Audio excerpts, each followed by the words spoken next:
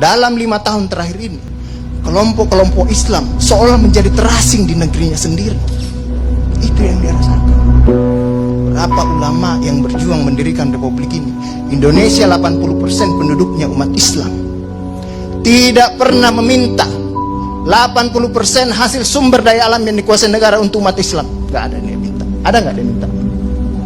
80% umat Islam penduduk Indonesia tidak pernah meminta 80% APBN untuk umat Islam.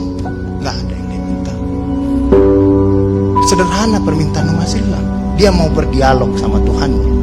Dia mengingatkan umatnya akan kebaikan, yang tidak hanya mengajarkan doa makan dan doa minum, tapi juga cara memilih pemimpin. Itu kira-kira. Nah, inilah ketegangan-ketegangan. Ketika agamanya dinistakan, kok susah sekali ini membawa ke proses hukum. Muncullah demo berjilid-jilid, yang kemudian berujung ulamanya tidak bisa pulang. Belum lagi penghujung, kemudian ada agama yang diperhadapkan sebagai musuh besar Pancasila. Nah, ini yang menarik menurut saya. Saya ini Islam, tapi bukan pengetahuan Islamnya seperti Ustadz Ali Muhtar Ngabalin dan Abu Bakar, Ustadz Abu Bakar. Tapi dengan segala awam saya terhadap Islam, ketika saya ditanya Pancasila itu di mana dalam kehidupan saya, maka saya akan mengatakan bahwa ketika saya lahir, orang tua saya itu membisikkan Pancasila di telinga saya. Cuma bahasanya bukan seperti yang tertulis dalam Undang-Undang Dasar itu. Dia membahasakan Allahu Akbar, Allahu Akbar, asyhadu an la ilaha illallah, asyhadu anna Muhammadar Rasulullah. Apa yang saya dengar di situ? Ketuhanan yang Maha Esa. Hayya 'alas shalah. Apa yang saya dengar di situ?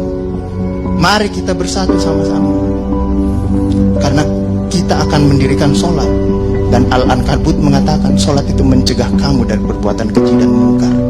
Ada kemanusiaan yang adil dan beradab. Saya dengar di situ. Hayya 'alal falah. Mari sama-sama menuju kemenangan. Kemenangan yang bagaimana kita peroleh? Kerakyatan yang dipimpin oleh hikmat kebijaksanaan dalam permusyawaratan perwakilan. Kemenangan yang bagaimana? Keadilan sosial bagi seluruh rakyat Indonesia. Itulah kemenangan yang kita tuju. Kita kembali lagi takbir, Allahu Akbar, Allahu Akbar, la ilaha illallah. Kita ulang lagi. Dan Pancasila yang kita tiupkan itu 5 kali sehari, belum selesai di sini, selesai bunyi terus. Ya kan Ustadz kan? Belum selesai di daerah sini, selesai bunyi bertalu-talu terus. Seluruh dunia bertalu-talu. Inilah Islam yang kemudian sekarang dalam kelompok ini, Ustadz Ali Muhtar Ngabalin, saya banyak belajar dari beliau. Inilah yang kemudian sekarang, kenapa kami mau diperhadap-hadapkan?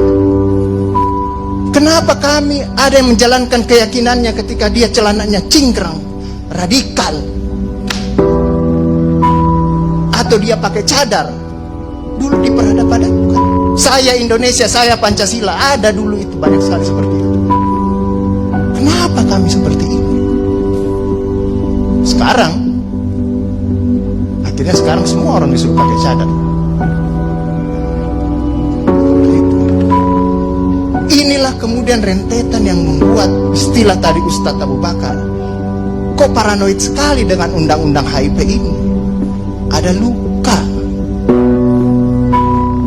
Ada luka yang tadinya sudah mulai mengering, dilupakan. Tapi tiba-tiba ini kemudian dikhawatirkan, jangan sampai Pancasila ini mau dipakai sebagai instrumen untuk membibirkan kelompok Islam dan kelompok ini. Apalagi kalau kita baca RUU-HIP itu, memegang kekuasaan pembinaan ideologi Pancasila ada sama presiden. Saya juga baca-baca sekilas tadi. Kok di situ ditulis pendidikan nasional menurut undang-undang ini itu berubah. Tujuan pendidikan nasional oleh Undang-Undang Dasar mengatakan bahwa beriman, bertakwa, berakhlak mulia. Di sini diciptakan pendidikan nasional itu bertujuan untuk menjadi tenaga ahli dan terampil. Ini kan mau dikasih jadi tukang. bagi kapitalis kalau seperti itu berpikirnya. Nah, inilah yang kemudian yang dirasakan oleh kelompok-kelompok Islam dalam perspektif perjalanan konstitusional kita, bahwa ada yang tidak adil dilakukan oleh kekuasaan. Kelompok Islam selama ini tadi yang saya katakan tidak pernah meminta apa-apa. Paling jauh kelompok-kelompok Islam mungkin dapat honor dari negara, itu pun tidak dipakai untuk foya, dikembalikan lagi untuk membantu negara menghidupkan santri-santri, mencerdaskan kehidupan bangsa, menciptakan manusia-manusia yang beriman, bertakwa dan akhlak mulia, yang sebenarnya tugas pemerintah itu dikembalikan lagi seperti itu.